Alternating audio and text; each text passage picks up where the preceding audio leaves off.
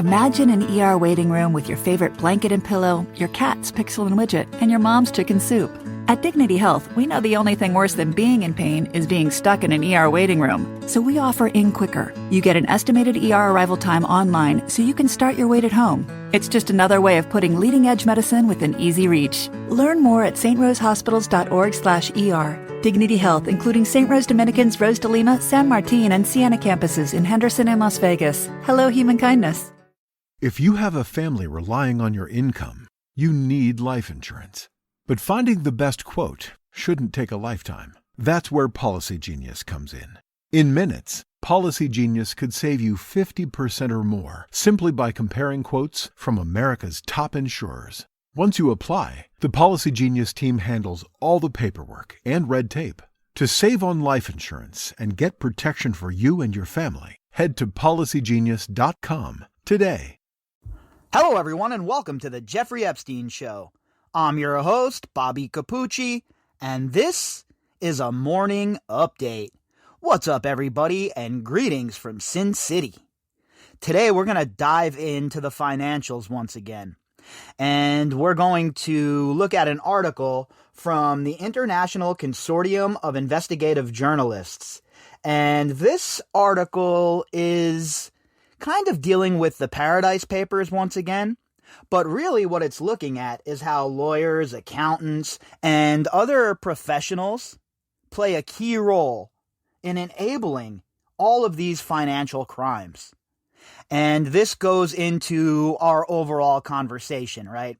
Now, obviously, we started this conversation because it really has a lot to do with Jeffrey Epstein and the way he conducted his business. But when you start taking a look at this and you dive a little deeper, you understand very quickly that it was not just Jeffrey Epstein using this system. This is a tried and true system that these people have set up that they know how to navigate, and they know that the payoff is well worth it. Look how many of these people are using these kinds of accounts. Look how many of these banks are engaging in this sort of behavior. Every single time we turn around, there's another bank getting slapped with a fine. Meanwhile, nobody's going to prison for that.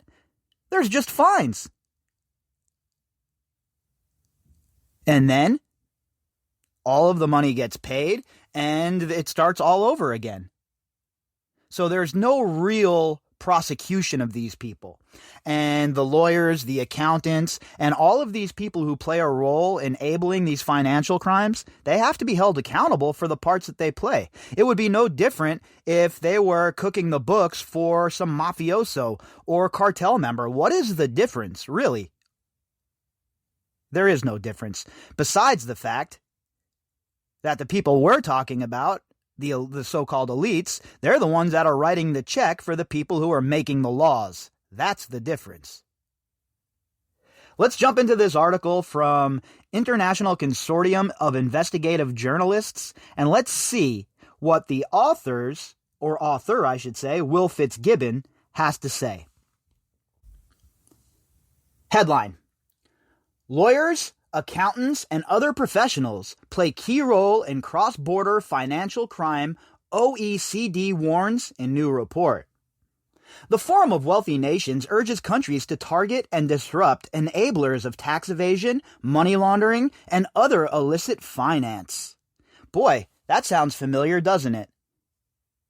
Pretty sure there are a couple of players in the Jeffrey Epstein saga that certainly fit that bill, no? How about Indike? How about Khan? How about all of the bankers who enabled Jeffrey Epstein? Pretty relevant, no? This article was originally published on February 25th, 2021. A powerful international organization whose members represent the world's largest economies has issued a strong warning about the threats and risks posed by lawyers, accountants, and other facilitators who help their clients commit and conceal financial crimes. We've been talking about this for how long? This is one of the key components of how Jeffrey Epstein was able to operate his criminal enterprise. With the help of all of these enablers, all of these lawyers, the accountants, people working inside of the financial district, it was all one gigantic moving part.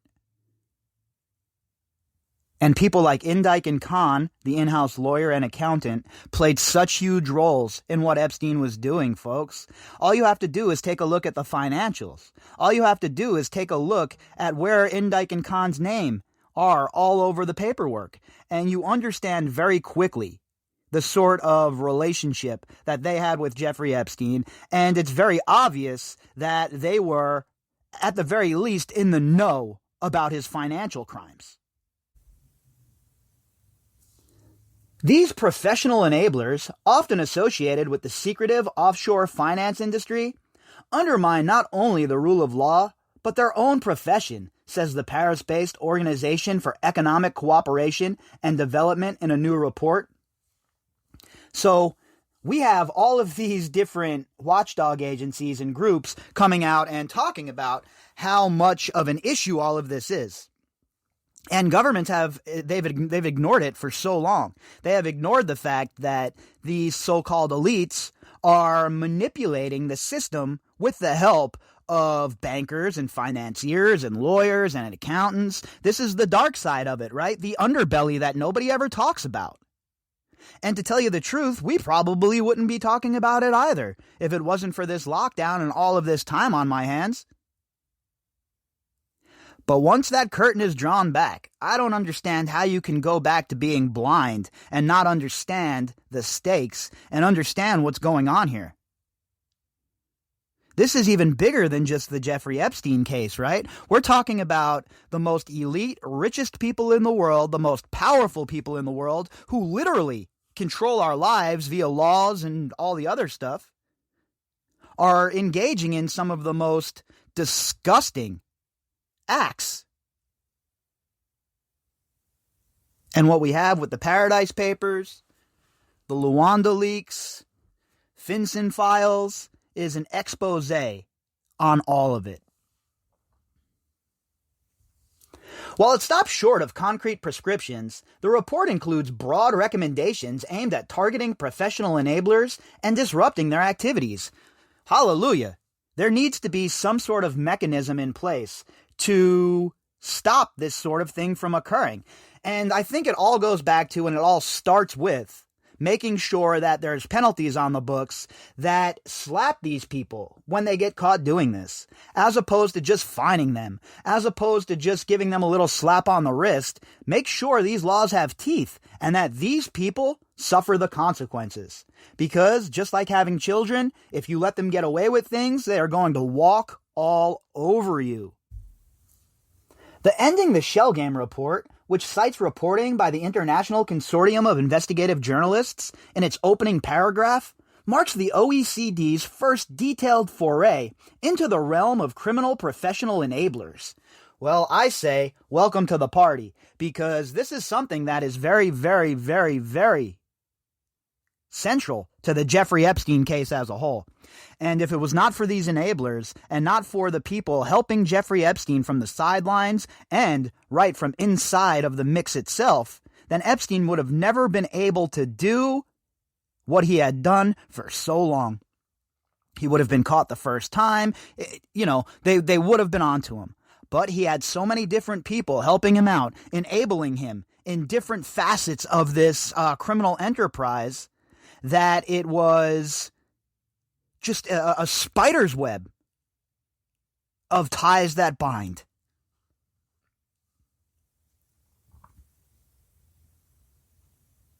A wide term that encompasses a potpourri of whizzes with special skills, including tax advisors, wealth managers, lawyers, accountants, company formation agents, and trust companies. We've talked about all of this at length because of the Jeffrey Epstein case.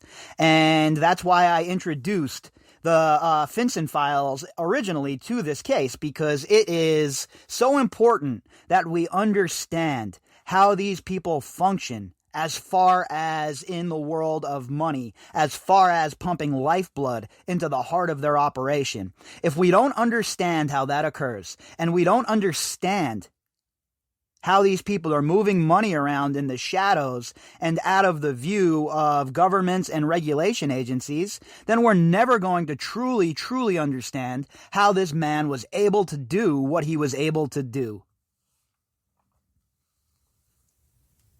Many of the OECD's 37 member countries, including the United States, the Netherlands, and Switzerland, are home to hordes of professional enablers and have poor track records in holding the various sectors accountable. Well, of course. Where do you think the bread's getting buttered, right? You think these politicians have the backbone or the cojones to hold these people responsible?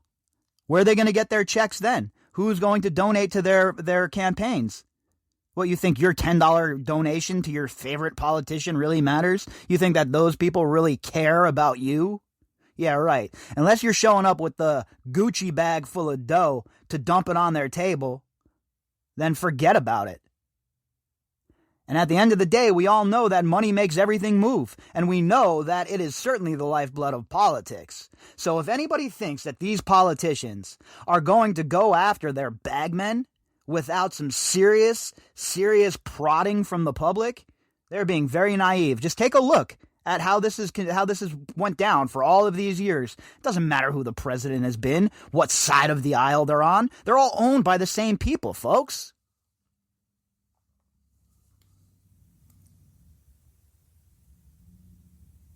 Recommendations for countries include more education about the role of enablers in financial crime and tougher laws to hold them criminally liable. Hallelujah. That's all I've ever cried about from here. Look, again, all I want is the system to operate correctly. I know it's asking for a lot. Equal justice under the law. That's all. If you or I were conducting these sorts of scams, schemes, or plots, we'd be in prison. But these guys, for some reason, they get a pass. Oh, they're rich. That's all right, so we'll just fine them. We'll take some of their money. And then that money falls into the black pit of the United States government. And then where the hell does it go? Oh, I don't know. Maybe some bombs to drop on some unsuspecting people in the Middle East, perhaps? Who the hell knows anymore with the United States government? There's no accountability whatsoever from the top down.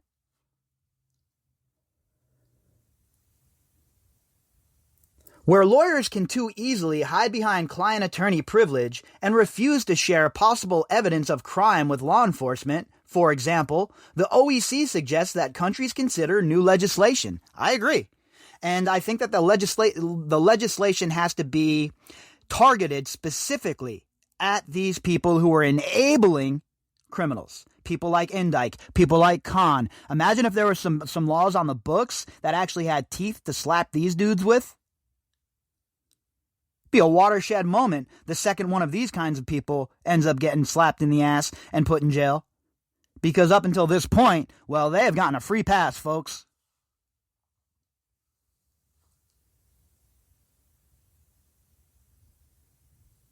All countries, the OECD suggests, should create national strategies to tackle professional enablers who actively participate in tax crimes and other financial crimes. That'll be a good idea, huh? I mean, you have the FBI working overtime, rounding up people that were at that Capitol protest. So let's get them working a little bit overtime here as well. And how about you wrap up some of these criminal bastards who are involved in the financial system, who are ripping us off on a daily basis.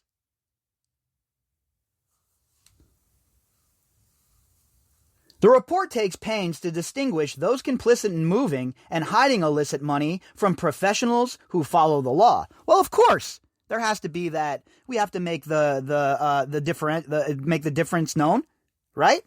There are people that follow the law. There are the lawyers that do the right thing. This doesn't mean everybody is engaging in this. Unfortunately, there's a very large percentage, though, who are. And it needs to be brought to light. People need to understand. There are no good guys, folks. Just a bunch of gray characters. The majority of professionals are law-abiding and play an important role in assisting businesses and individuals to understand and comply with the law and helping the financial system run smoothly, the report says. I don't know about the majority. All right, maybe the majority, but there's a very large minority of scumbags.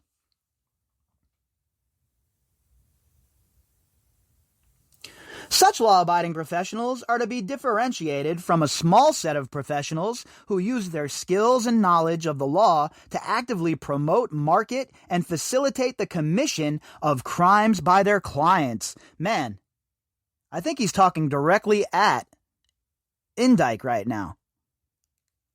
You hear that, Darren? They're talking about you, sir. Professional enablers in the shadows.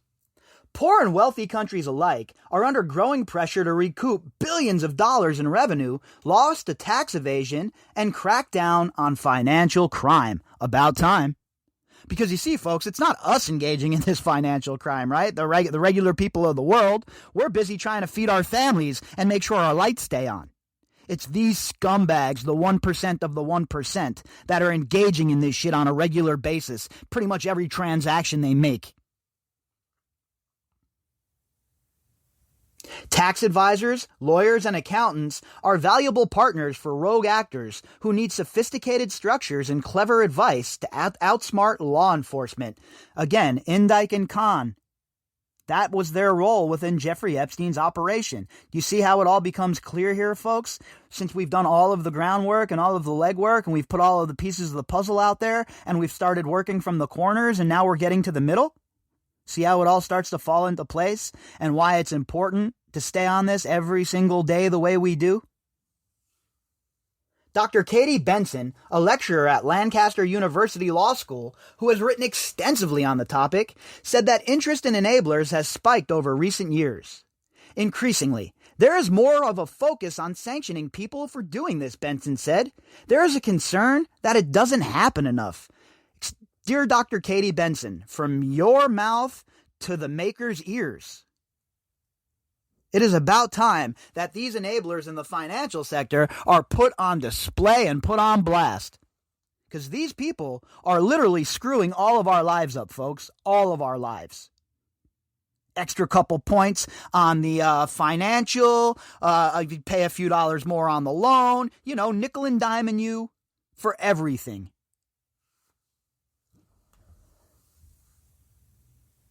The OECD's report highlights examples from around the world of professionals hiding clients' money, often through shell companies whose owners are hard to trace. In one U.S. case cited in the report, tax advisors prepared fake business losses on tax returns to reduce taxes paid. In another from Sweden and the United Kingdom, the OECD described an incident where an unnamed offshore specialist encouraged customers to communicate through encrypted emails and changed banks to avoid detection by police.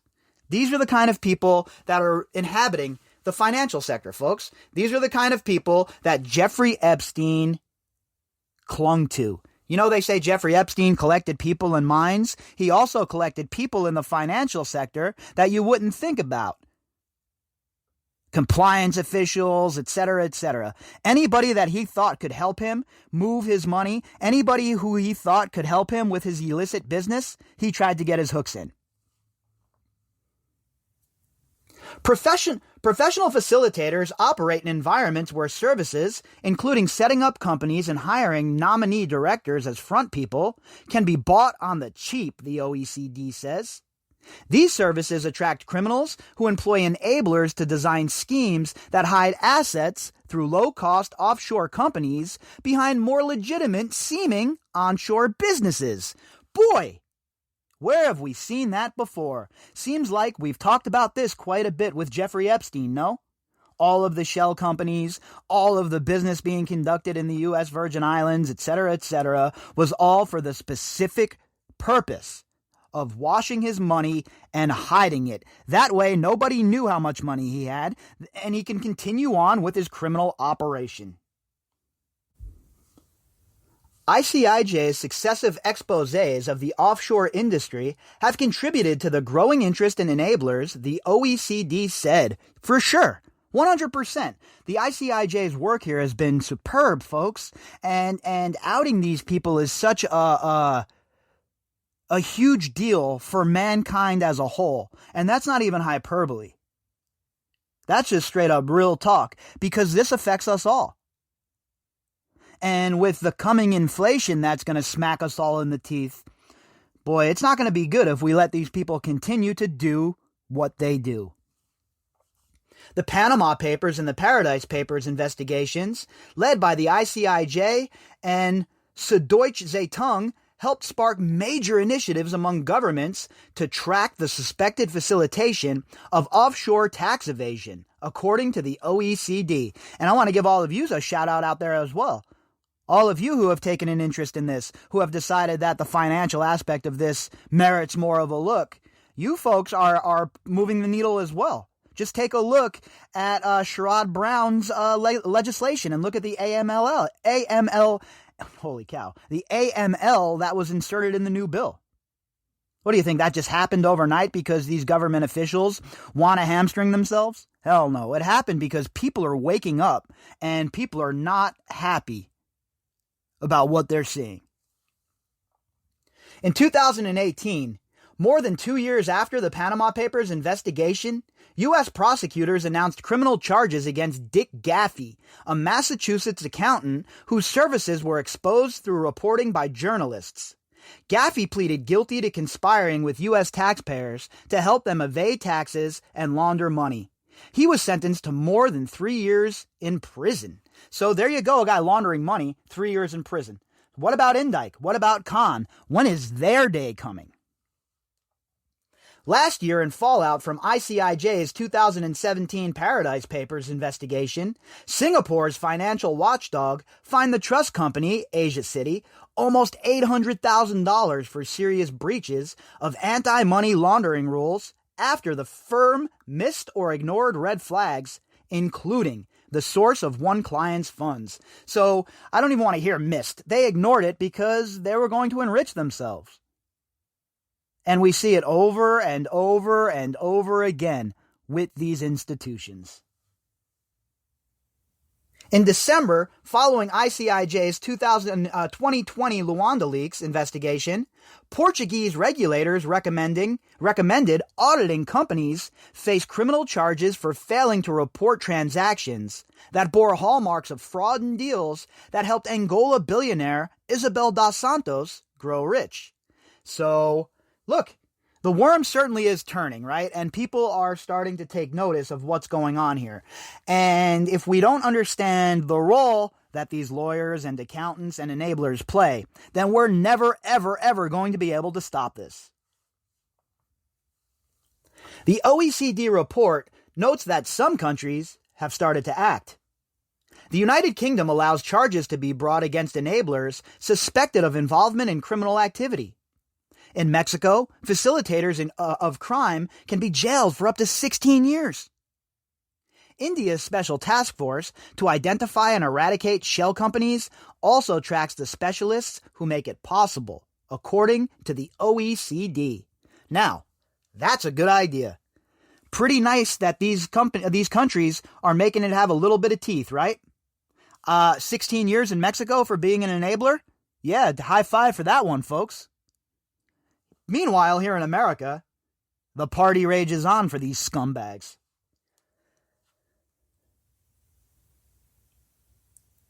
Other countries struggle with the novelty of having to prove a criminal case against experts who have long operated in the shadows, according to the OECD. Independent reports reveal that the United States, from where lawyers, accountants, and real estate agents routinely assist criminal schemes, has a particularly poor track record. In 2016, the Financial Action Task Force, which sets global standards for anti-money laundering laws, described the U.S. weak regulation of enablers as the most significant supervisory gap in its fight against financial crime. The OECD will discuss its report next month during the organization's annual Anti-Corruption Summit. So, the United States, folks, needs to get its act together. And you know where I'm at with that. The reason they have not cracked down on it is because these people are the ones that fill their banks with money for their political runs. What else could it be? There's no other explanation for this. So let's hope that the United States gets on board and the corrupt politicians in the United States start to get weeded out, yeah, right, and we get some people in there that actually want to hold people accountable for the crimes they commit. Imagine that. If you'd like to contact me, you can do that at bobbycapucci@protonmail.com. That's BOBBYCAPUCCI at protonmail.com. You can also find me on Twitter at BOBBY_CAPUCCI. All of the links that go with this episode can be found in the description box. To everybody who has donated to the podcast recently and in the past, thank you folks so much. As for the show for the rest of the day, we'll see where the news brings us, folks. If there's nothing new to discuss, we're just going to hammer out a couple more Flashback episodes. If something new pops up, we'll have a daily drop tonight. No matter what, I will be back tomorrow morning, and we will get ready for the day at hand. All right, everybody, enjoy your Saturday, and I will talk to you all later. Imagine an ER waiting room with your favorite blanket and pillow, your cat's pixel and widget, and your mom's chicken soup. At Dignity Health, we know the only thing worse than being in pain is being stuck in an ER waiting room. So we offer In Quicker. You get an estimated ER arrival time online so you can start your wait at home. It's just another way of putting leading-edge medicine within easy reach. Learn more at strosehospitals.org/ER. Dignity Health, including St. Rose Dominicans, Rose de Lima, San Martin, and Siena campuses in Henderson and Las Vegas. Hello, human kindness. Variety's Power of Pride Conversations, presented by iHeartMedia, celebrates LGBTQ+ changemakers who use their platforms to promote inclusion. Don't miss an exclusive chat with actress, producer, and activist Laverne Cox and iHeart Podcast Network CEO Connell Byrne as they discuss the upcoming podcast, The Laverne Cox Show. Plus conversations with LGBTQ+ actors from across the industry. See it online Thursday, June 24th. Register now at variety.com/Pride Conversations.